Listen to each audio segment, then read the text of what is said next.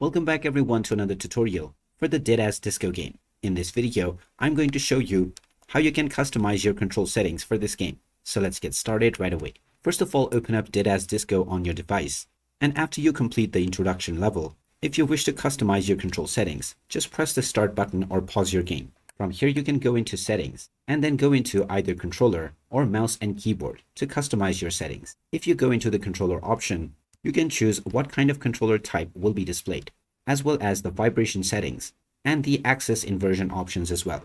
Alternatively, if you go into mouse and keyboard, you will find the similar settings as well, and also the movement and combat buttons. You can click on the cross icon to delete an already assigned key, or you may also set up to 2 different buttons for the same task. If you wish to add an additional button, just click on the unset option, and once you are prompted, you can press your desired new key. In order to reassign, you can click on the one that has already been assigned, and then once again press your desired key when prompted. Once you are done customizing your keys, you can click on the back button to save your changes. And now you may go back into your game to continue with your customized settings right away.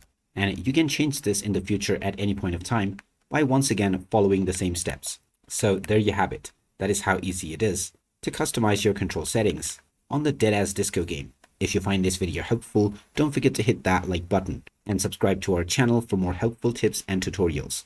Thanks for watching, and I will see you again in the next one.